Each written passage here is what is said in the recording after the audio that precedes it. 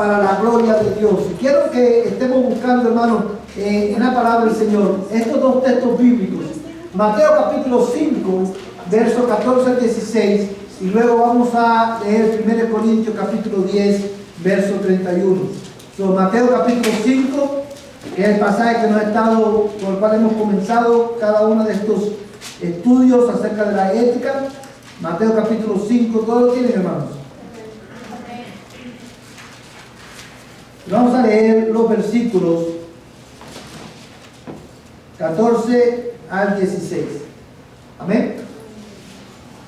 Dice la palabra de Dios de esta manera: vosotros sois la luz del mundo. Una ciudad situada sobre un monte no se puede ocultar, ni se enciende una lámpara y se pone debajo de un almud, sino sobre el candelero, y alumbra a todos los que están en casa. Así brille vuestra luz delante de los hombres, para que vean vuestras buenas acciones y glorifiquen a vuestro Padre que está en los cielos. Vamos a leer verso 16 nuevamente. Let's read verse 16 again. Así brille vuestra luz delante de los hombres, para que vean vuestras buenas acciones y glorifiquen a vuestro Padre que está en los cielos. Antes de ir a 1 Corintios capítulo 10, hermanos, quiero solamente resaltar algunas verdades que están en estos versículos que nos van a servir como fundamento para lo que vamos a estar considerando hoy. Y si usted se fija, hermano, en el versículo 14, el Señor nos confronta a nosotros como iglesia con una gran responsabilidad. ¿Cuál es esa responsabilidad? Si usted se fija en el verso 14. Ser la luz del mundo. Vosotros sois la luz del mundo, dice el verso 14. Y dice, hermano, una ciudad situada sobre un monte no se puede ocultar. Y este es un texto que nosotros leemos rápidamente, hermano, y podemos perder de vista la profundidad de la responsabilidad que este texto impone sobre nosotros como creyentes. El Señor nos está diciendo a la iglesia: ustedes, mis discípulos, son la luz del mundo.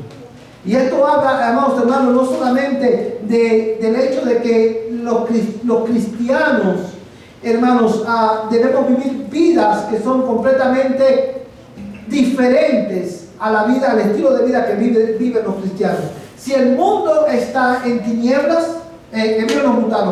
si el mundo está en tinieblas y nosotros somos la luz del mundo, eso significa, amados hermanos, que tenemos la responsabilidad no solamente de reflejar el carácter de Dios en el mundo, sino que también, hermanos, implica que tú y yo debemos vivir vidas que son completamente, radicalmente diferentes al estilo de vida del mundo. La ética del creyente, por definición, no puede ser la misma ética de vida de aquellos que están sin Cristo.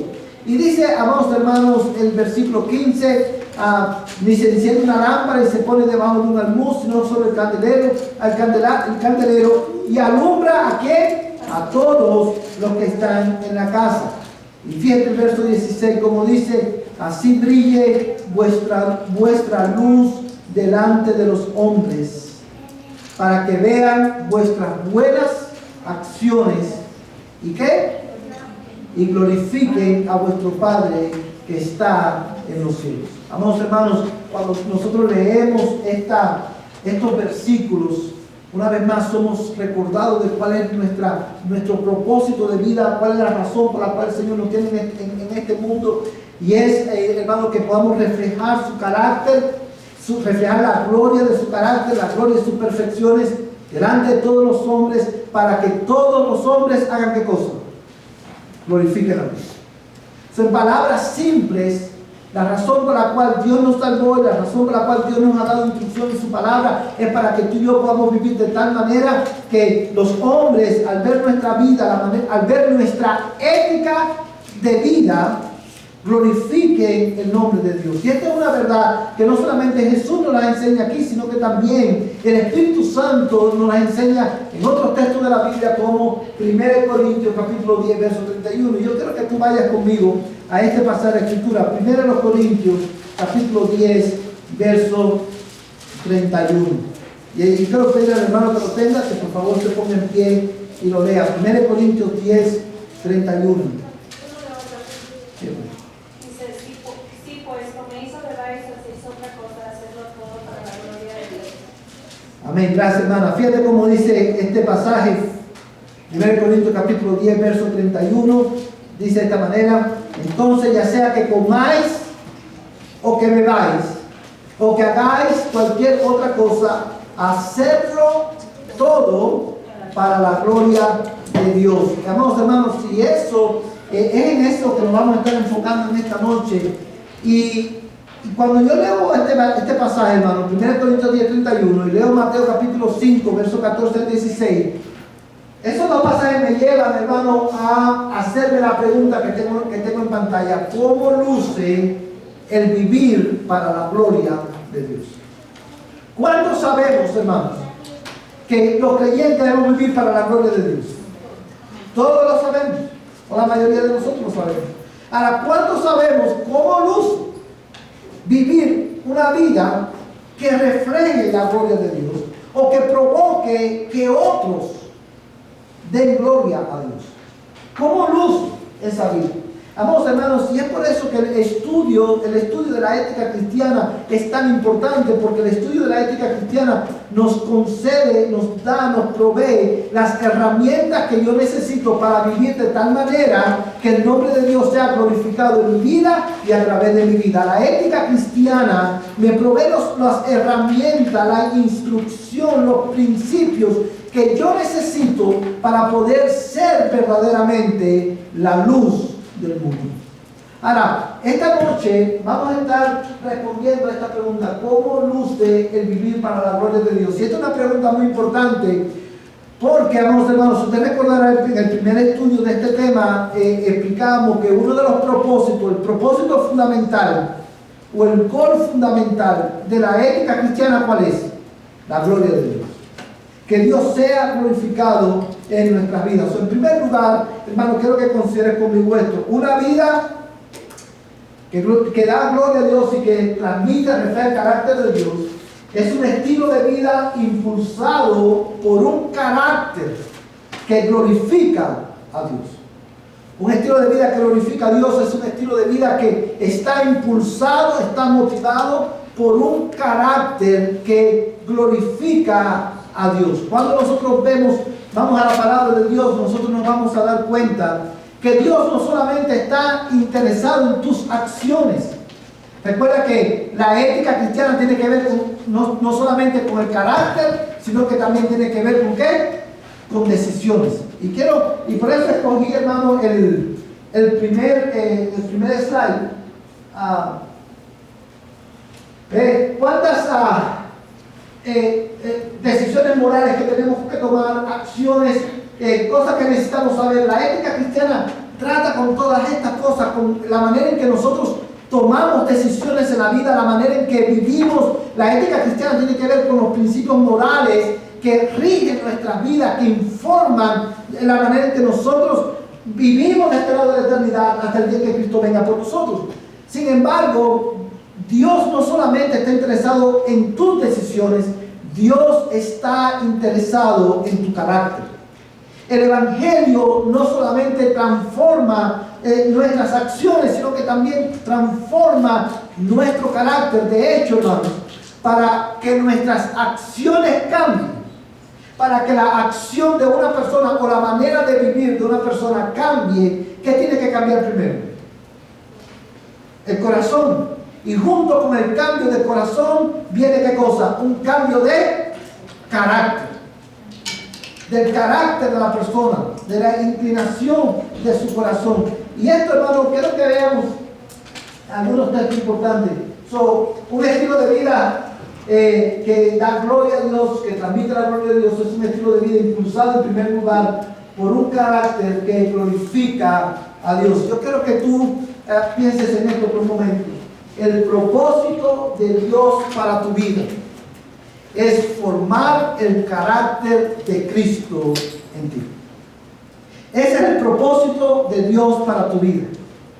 Es crear, es formar en ti el carácter de Cristo para que, hermano, tu carácter entonces pueda glorificar el nombre de Dios. Esa es la voluntad de Dios para tu vida. De manera que Dios usa no solamente su palabra, sino que también Dios usa circunstancias para moldear, ¿qué cosa? Tu carácter.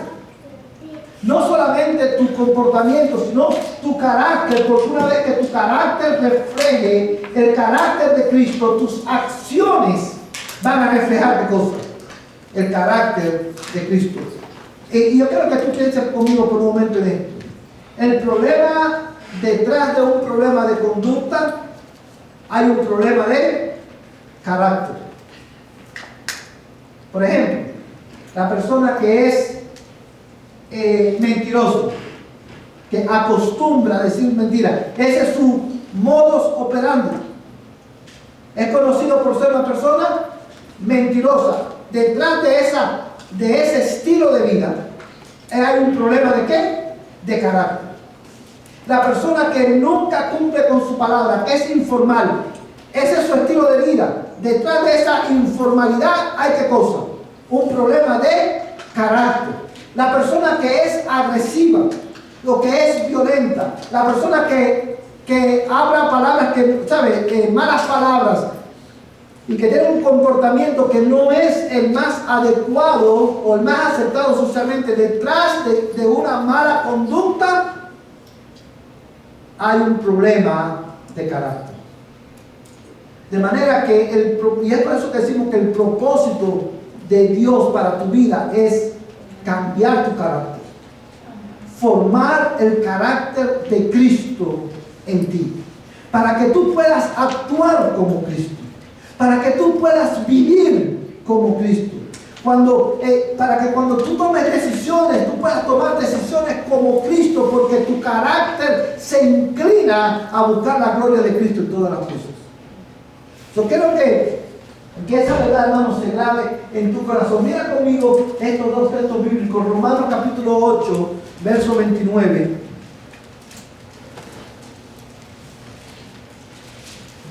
Romanos capítulo 8, verso 29.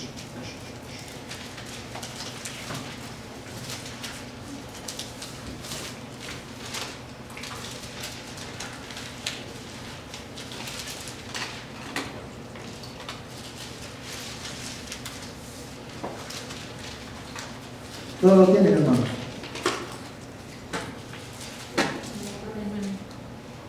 ¿Quién no quiere leer?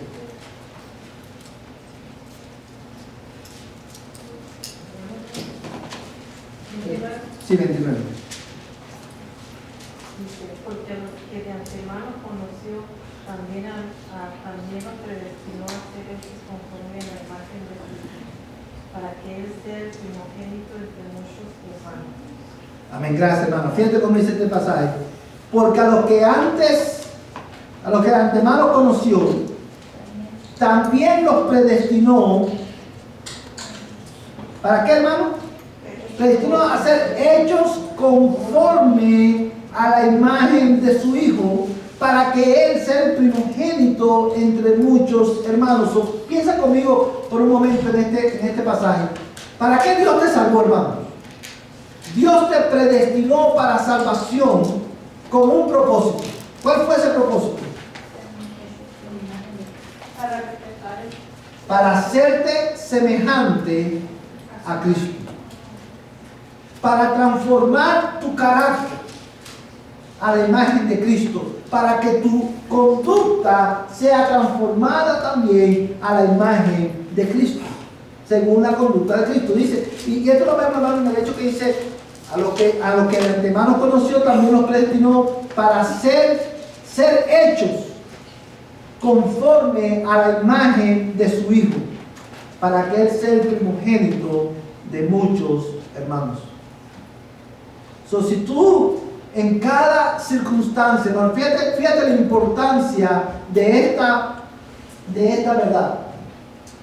El propósito de Dios para tu vida es formar el carácter de Cristo, porque dice la palabra de Dios que Él te predestinó para que fueras semejante a su Hijo.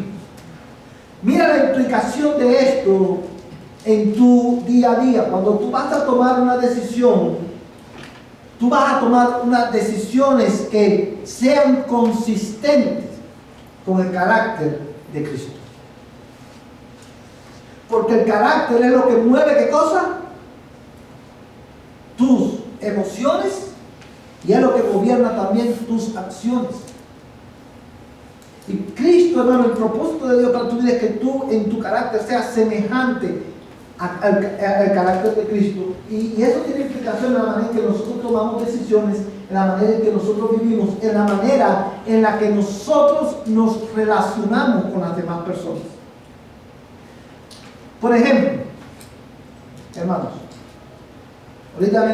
ahorita decíamos, hermano, que hay personas que detrás de una persona mentirosa, detrás de ese patrón de pecado, de conducta pecaminosa, hay un problema de ¿qué?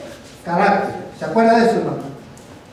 Cuando Cristo cambia tu carácter y tú vienes a ser más y más como Él en tu carácter, Cristo por naturaleza es ¿qué cosa?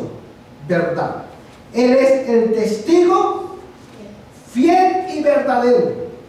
Cuando tu carácter es transformado a la imagen, al carácter de Cristo, la persona va a dejar de decir mentiras para decir ¿qué cosa? Verdad. Porque su carácter ahora no está informado por su pecado, sino por el carácter de Cristo. La persona que es infiel, tiene un patrón de conducta de ser infiel, él ahora, porque Dios es fiel por naturaleza, el carácter de Dios es fiel, él ahora va a transmitir en su carácter ¿qué cosa? La fidelidad de Dios. Pero, ¿puede una persona no conocer a Cristo y ser mentiroso, ser enojón, porque hay personas que dicen, sí, Dios, pero todavía son mentirosos, Qué buena pregunta. Qué buena pregunta, porque fíjate que el texto que acabamos de leer en Romanos, no sé, espero que todavía estén ahí. Mira un detalle, mira cómo este texto responde a la pregunta de Aide, que es una pregunta muy, muy importante. Y dos cosas quiero resaltar. En el verso 29 dice, porque a los que de antemano conoció. Ok, vamos a ir un poquito antes. Vamos a ir a leer desde el verso 28. Y sabemos que para los que aman a Dios, todas las cosas cooperan para bien. Esto es para los que son llamados conforme a su propósito. Vamos a hacer una pausa aquí. Yo sé que esto lo hemos leído muchas veces y lo hemos explicado un montón de veces también, pero es tan importante que es imperativo que lo resaltemos de nuevo. Dice Pablo, sabemos que a los que aman a Dios. ¿Quiénes son los que aman a Dios, hermano? Los creyentes, los verdaderos creyentes, porque ellos han sido amados por Dios. Y Pablo, inspirado por el Espíritu Santo, describe quiénes son estas personas. Dice, a los que aman a Dios, todas las cosas cooperan para bien. Esto es para los que son llamados conforme a su propósito. ¿Cuál es el propósito de Dios para tu vida? Que tú seas como Cristo. Dios te llamó, si Dios te salvó, Dios te llamó por medio del Evangelio de la salvación para que tú seas semejante a Cristo, no solamente en tu conducta, sino también en tu carácter. Si lo puede ver en el texto, hermano. Y dice, porque a los, verso 29, porque a los que de antemano conoció, a estos también llamó, y a los que llamó, a estos también justificó, y a los que justificó, perdón, me volé el texto, vamos a ir al verso 29 de nuevo.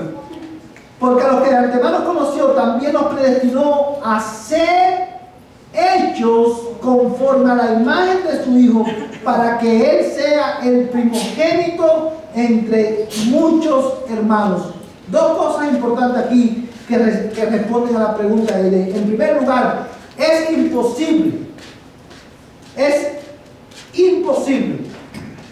ser creyente verdadero y continuar siendo mentiroso.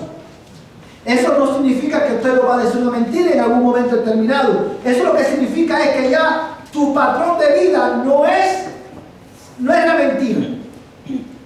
Si antes dice la Biblia, el que robaba, ya no robe más, sino que que trabaje con su mano para que provea para los que tienen necesidad. Es imposible que si Dios te salvó, tú sigas siendo el mismo. Seguir siendo el mismo es una evidencia más clara de que esa persona no ha nacido de nuevo. Porque tu vida tiene que ser transformada.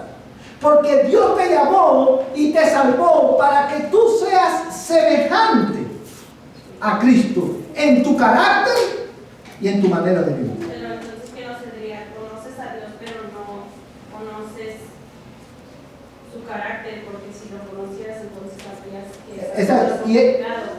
Pero igual, cuando eres salvo, aún sigues pecando, pero hay diferencia. Hay una diferencia, hay un cambio en tu vida. No es que el mentiroso no deja de ser mentiroso instantáneamente. Hay un proceso de santificación. Ahora, el que es, pero una vez más, es imposible. Si tú conoces a Dios, tú vas a ir conociendo progresivamente, ¿qué cosa? Su carácter. Y al conocer su carácter, tú vas a conocer más tu necesidad de su gracia, de ser transformado a esa imagen. Responder la pregunta es imposible. Y evidentemente no estamos hablando aquí de que nosotros no pecamos. La gran diferencia, porque nuestro carácter refleja el carácter de Dios, pero todavía nosotros vivimos en un cuerpo bajo maldición y con un remanente de pecado. La gran diferencia que hay entre un creyente y un inconverso, ¿cuál es? El inconverso practica el pecado. El creyente peca. ¿Sí ven la diferencia? El inconverso practica el pecado. Ese es su estilo de vida. El creyente peca. Y en la medida que vamos conociendo a Dios, vamos venciendo sobre el poder del pecado en nuestra vida. Ya ahora, en la medida que yo conozco más a Dios, mi carácter viene a ser más como el de Él. Yo vengo a ser progresivamente más fiel, más compasivo, más amoroso. Vengo a tener más dominio propio. Porque mi carácter, a la medida que yo voy conociendo más a Dios, mi carácter va siendo transformado más y más a su imagen. Porque la voluntad de Dios para tu vida es que tú seas como su hijo. Para eso Él te salvó. Ahora, y mira el otro detalle en el texto. Hay un detalle importante en el verso 29 que yo quiero ver si tú lo descubres. Dice, porque a los que de antemano conoció, también nos predestinó a ser hechos conforme a la imagen de su Hijo, para que Él sea el primogénito entre muchos hermanos. Hermanos queridos, ¿qué usted observa en ese pasaje?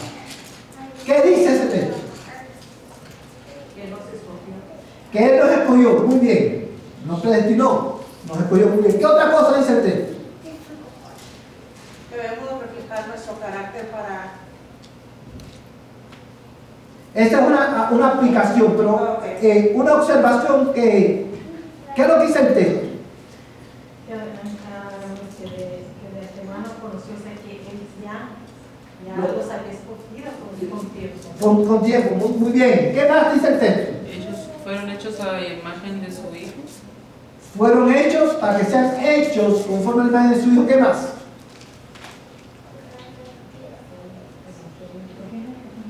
Fíjate un detalle importante. Dice among many brothers and sisters.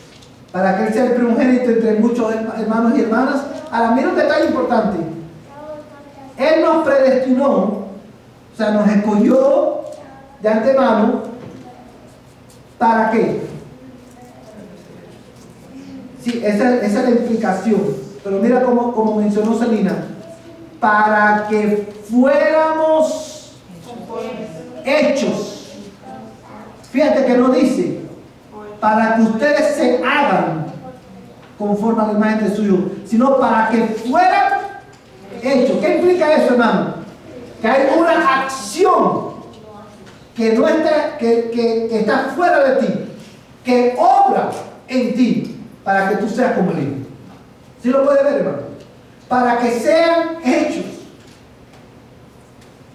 Porque el Espíritu de Dios usa su palabra para transformarnos a la imagen de Cristo. ¿Sí lo puede ver ahí, hermano? Si Dios te escogió para que tú fueras como el Hijo y Él te hace como el Hijo, y ese es el propósito de Dios para tu vida, entonces es imposible, ¿qué cosa? Decir que somos cristianos y seguir viviendo un estilo de vida marcado ¿por qué? Por el pecado. Es imposible ser, por ejemplo, el que era inconstante, ahora debe progresivamente ser más que cosa, constante. El que es, usted nunca ha oído expresarse de una persona, por ejemplo, oh, él te dijo que iba a estar aquí a las 4.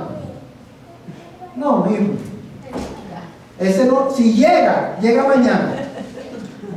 ¿Cuánto han oído expresiones como esas?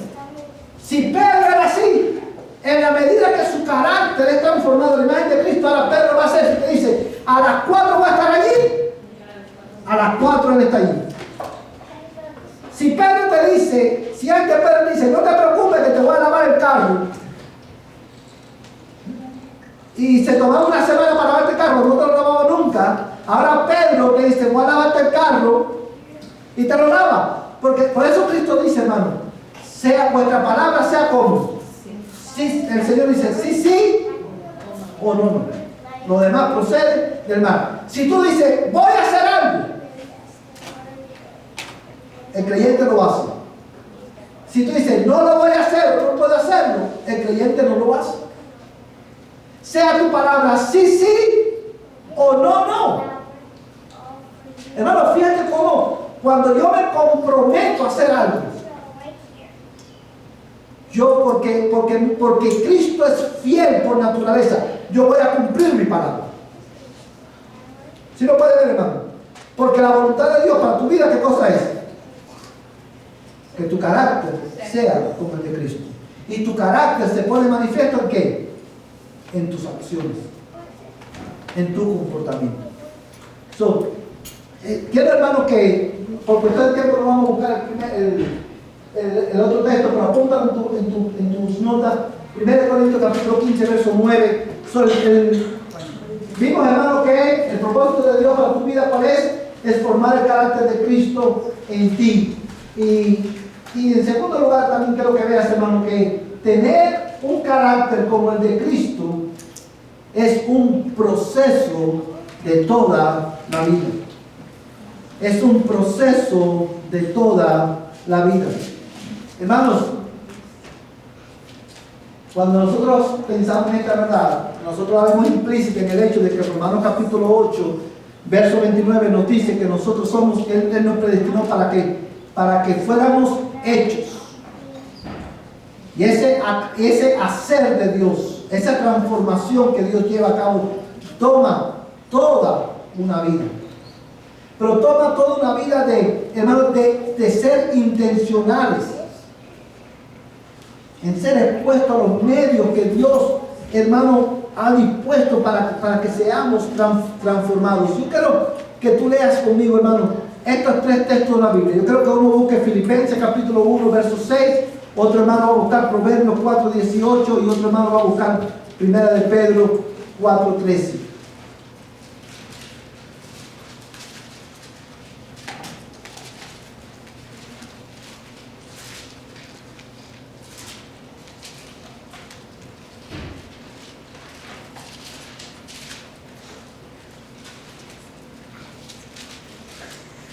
¿Todos lo tienen, hermano?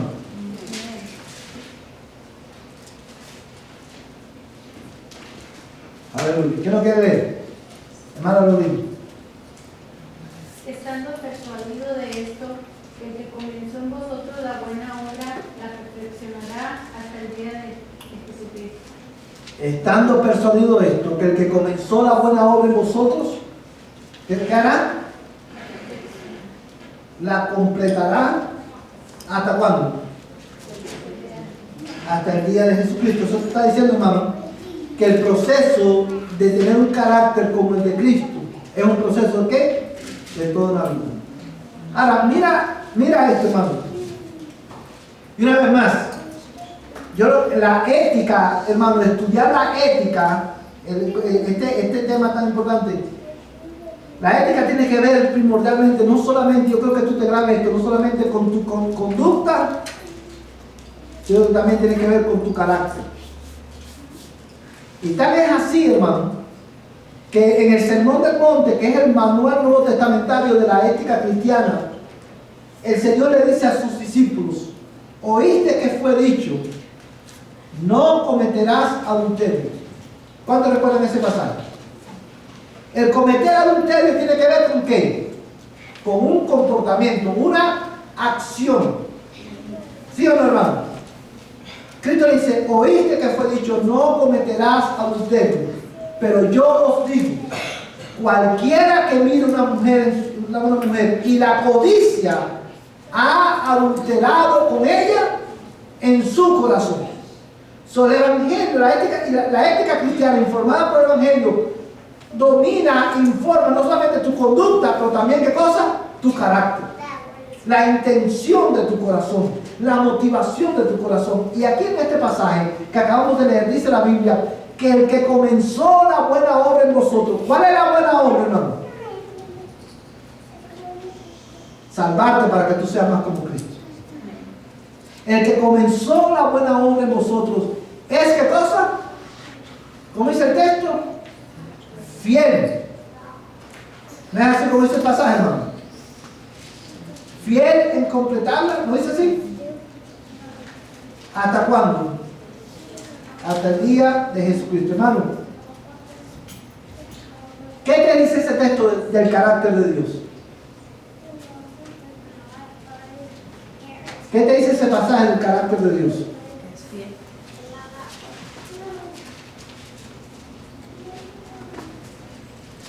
No nos va a abandonar, Él va a estar con nosotros ayudándonos, es paciente. Él nos sostendrá, es paciente. Pero mira un detalle, hermano. Dice, estando convencido precisamente de esto, que el que comenzó en vosotros la buena obra, la perfeccionará hasta el día de Cristo. Hermano, piensa conmigo en la implicación, en lo que este texto nos dice del carácter de Dios. Si Dios tiene paciencia, Dios nos sostendrá, pero lo que nos está diciendo el texto es, hermano, Dios es por naturaleza fiel y digno de confianza. Lo que Él comienza, Él lo termina. Ese es su carácter. Dios es fiel.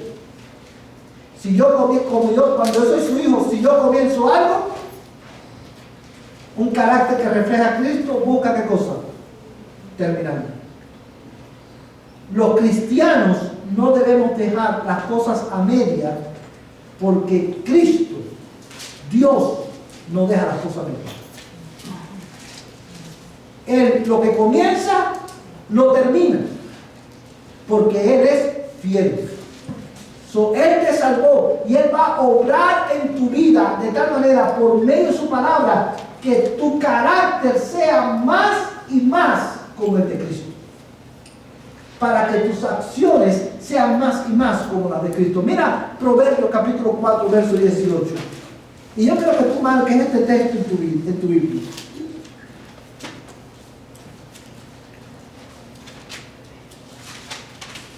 Proverbios capítulo 4, verso 18.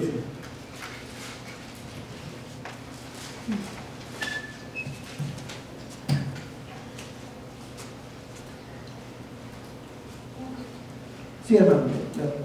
Mas la senda de los justos es como la luz de la aurora, que va aumentando el resplandor hasta que es pleno día. Amén. Mira, las hermanas, mira cómo... Hermana, puede leer el 19 también. El camino de los impíos es como las tinieblas, no saben en qué tropiezan. Amén. ¿Qué tú ves en este texto, hermano? Que hay un contraste entre el camino de los justos y el camino de quién? De los impíos. Dice que el impío camina en qué? En oscuridad, en tiniebla, y no sabe con qué tropieza. Pero ¿qué dice de la vida del justo, hermano? Mas la senda de los justos, hermano, está hablando aquí, la senda de los justos es una expresión poética para hablar de el estilo de vida de los justos, la manera en que tú caminas, la manera en que tú vives. La senda de los justos es como la luz de la aurora que va ¿en qué? En aumento. Que va en aumento, que va aumentando en resplandor hasta que es pleno día. Hermano, piensa por un momento en este pasaje. ¿Cómo debe ser este proceso que dura toda una vida de ser transformado en nuestro carácter a la imagen de Cristo? Ese proceso debe ir ¿cómo? En aumento. A la medida que tú vas conociendo más a Cristo, tu carácter debe brillar más. Exactamente. La manera, yo creo que tú piensa conmigo en esto, hermano. Piensa conmigo en la manera en que tú y yo vivimos. Por eso decimos siempre, y ustedes están familiarizados con este concepto. Nosotros decimos siempre, la vida cristiana no es así. Pero la vida cristiana tampoco es así, y mucho menos así. La vida cristiana es así.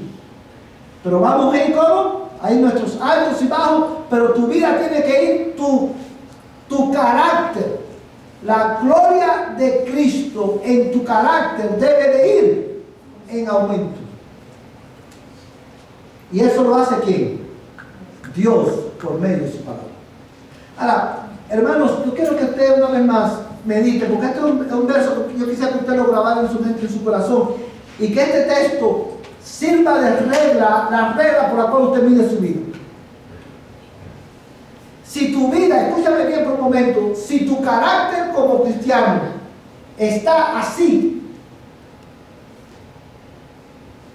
o si tu carácter como cristiano está así, eso es señal no de que debes esforzarte más. Es señal de que debes arrepentirte y suplicar a Dios que obre poderosamente en tu vida para que tú puedas conocerle más y tu carácter entonces refleje más su gloria. Porque tú no estás supuesto a ir así. Tú no estás supuesto. Hay personas, hermano, que van así, mira, en la vida cristiana, van así. Después van así. Y después hacen así y van cayendo. ¿Lo ha visto o no lo ha visto, hermano? Esa no es la vida cristiana. Tu vida cristiana debe ser así. Dice la Biblia, 6 veces caerá el justo y aún 7 se levantará. Y dice la Escritura este proverbio que la senda de los justos es como la luz de la aurora. Hermano, ¿qué ejemplo más maravilloso pone el Señor en este pasaje? Que va en aumento ¿hasta cuándo? Hasta que es pleno día. Para nosotros, hermanos, ¿tú sabes cuándo va a ser pleno día? El día en que Cristo venga por nosotros. Desde que tú conociste a Cristo hasta que Él venga por nosotros, tu carácter debe ir en aumento. La transformación de tu carácter debe ir en aumento. Porque una vez más, la voluntad de Dios para tu vida es que tu carácter sea como el de Cristo. Y es por eso que la ética cristiana regula nuestro carácter, regula la motivación de nuestro corazón. Mira conmigo, hermano, 1 Pedro capítulo 4, verso 13. 1 Pedro capítulo 4.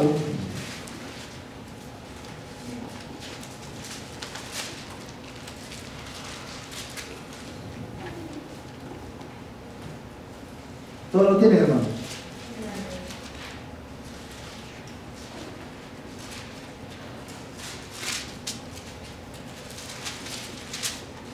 Yo no lo tengo todavía, téngame paciencia. 1 Pedro capítulo 4, verso 13. ¿Quién no quiere leer, hermano? Sí, papel. Antes bien, Colosenses, a medida que participan de las aflicciones de Cristo, para que también en la revelación de su gloria se gocen con regocijo. Amén. Sí, puede leer también, hermana, el 14. Cuando los injuriados en el nombre de Cristo son bienaventurados, porque el glorioso Espíritu de Dios reposa sobre ustedes. Amén.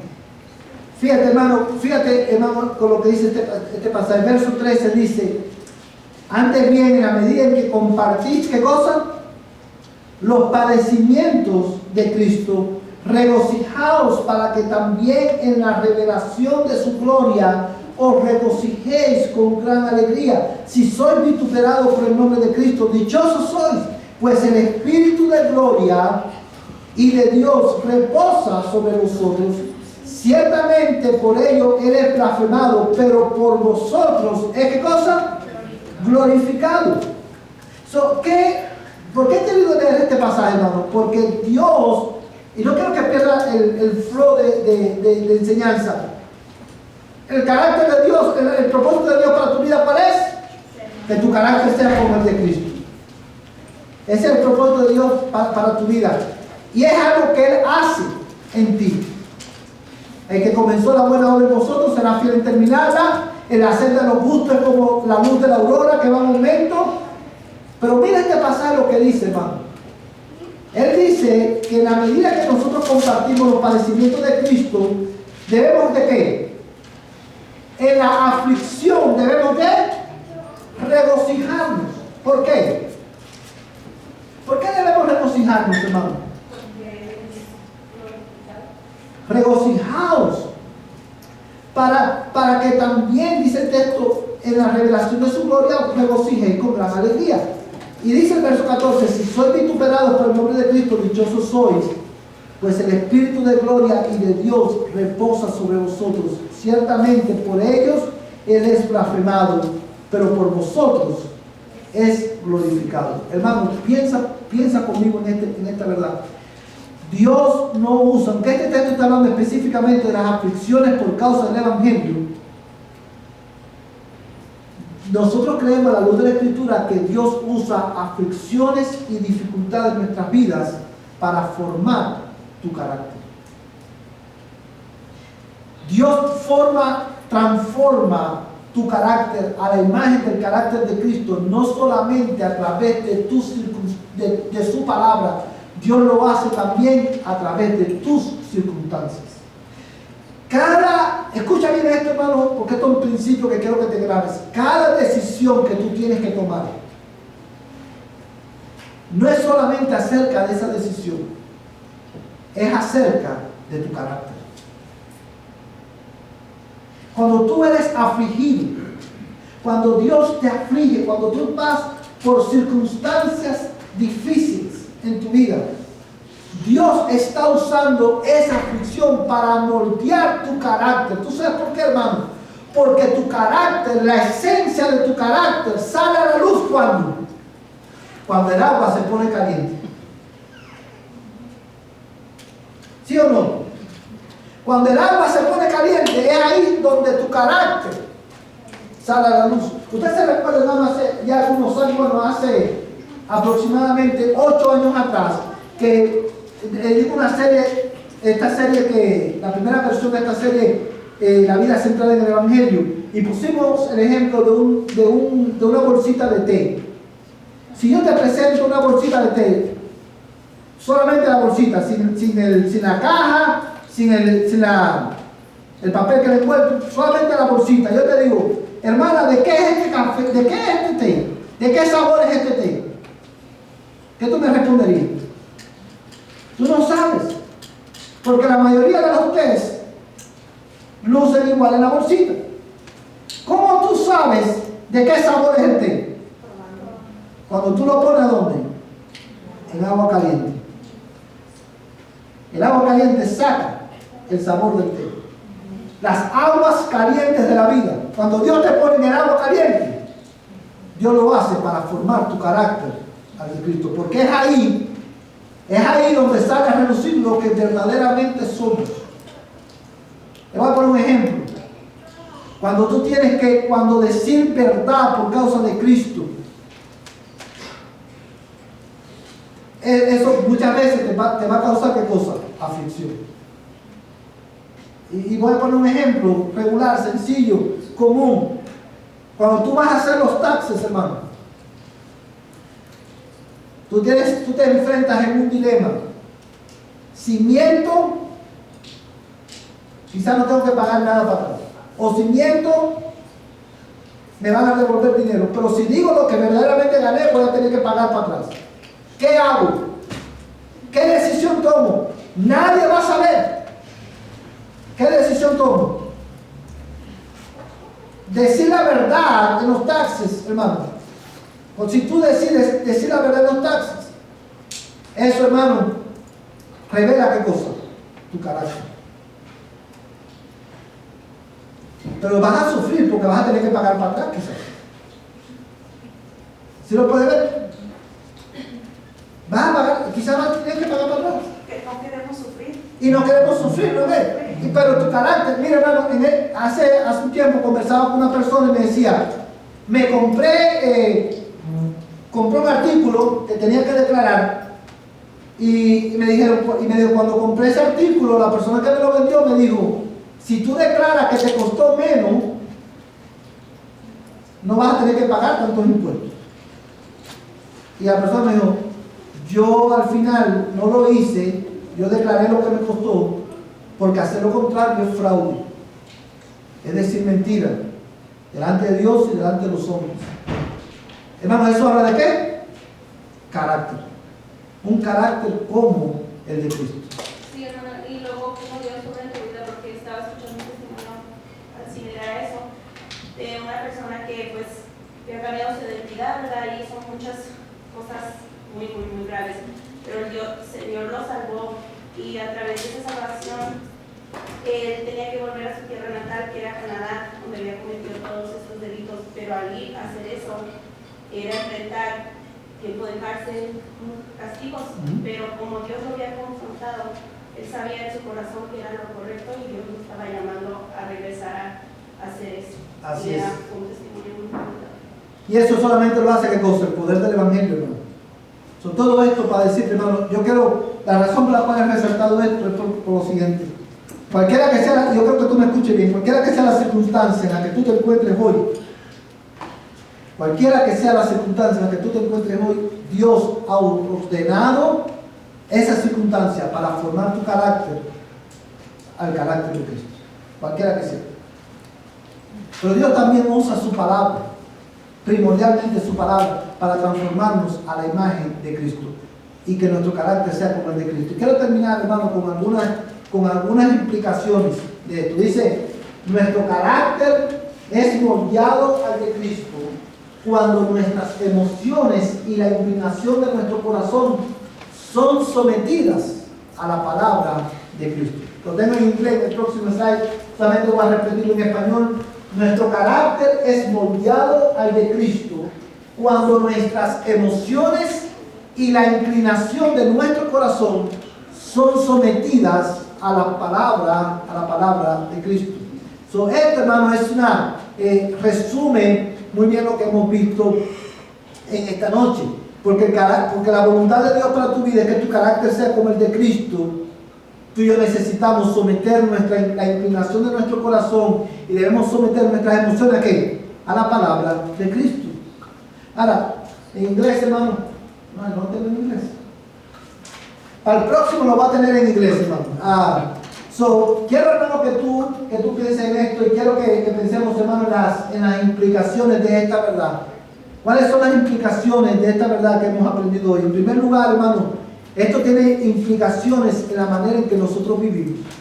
Tú y yo, como creyentes, debemos de ajustar nuestro carácter a la palabra de Dios. Tú y yo hoy somos confrontados con la verdad, hermano, de que tú y yo necesitamos ser transformados en nuestro carácter, porque esa es la voluntad de Dios para tu vida. Eso implica, hermano, que porque Dios es fiel, tú y yo tenemos que ser fieles también.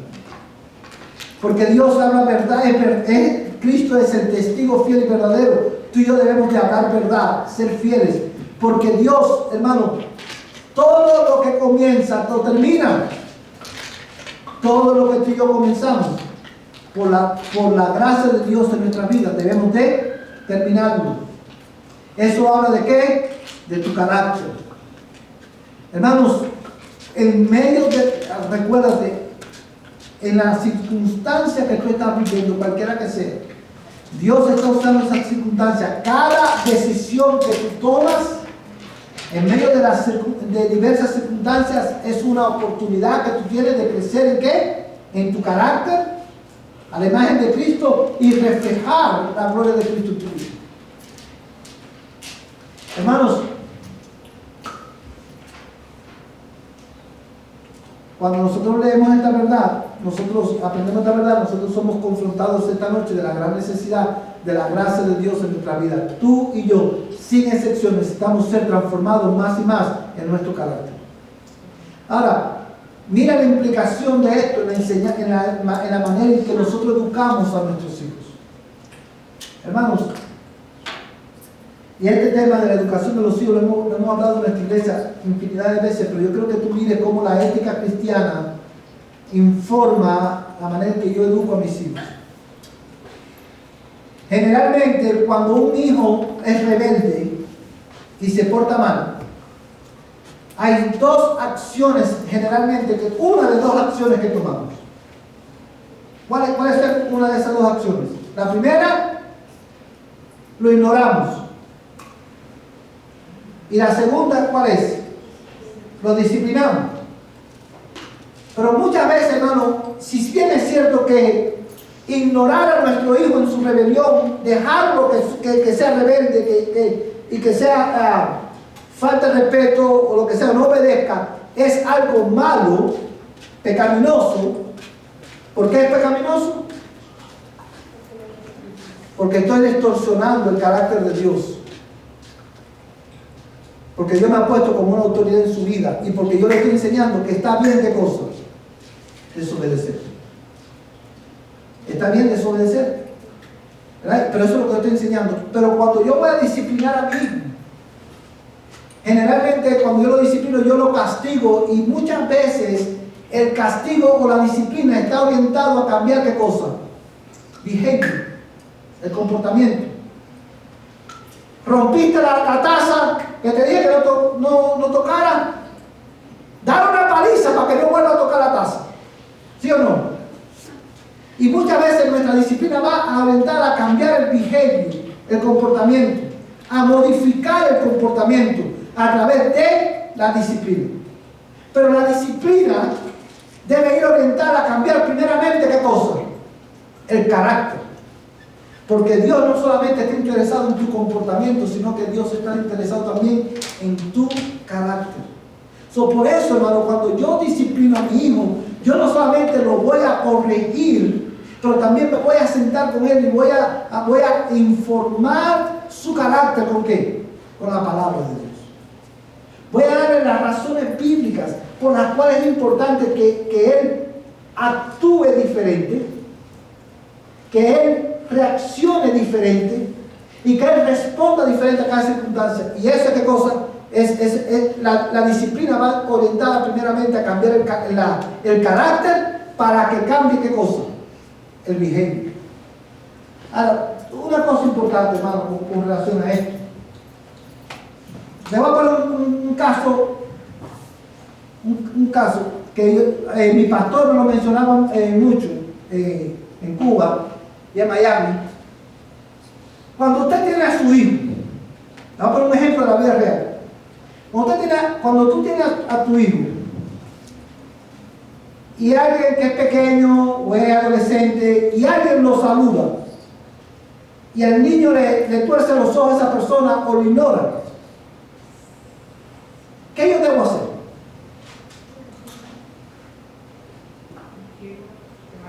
Llamar la atención. Yo no puedo dejar esa desobediencia o esa falta de ética. Yo no puedo dejar el niño está revelándote ¿qué cosa? un problema ¿a dónde? En su carácter.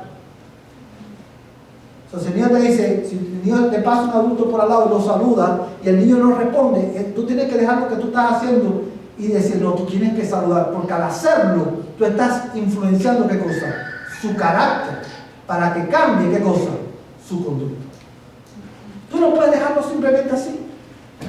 Cuando el niño está desobedeciendo, tú no puedes dejarlo así, tú tienes que aplicar la palabra de Dios a su carácter, hablar de verdad a su intelecto y a sus emociones para que su carácter sea transformado por el poder de la palabra. Y entonces su comportamiento va a cambiar. Amén, hermano.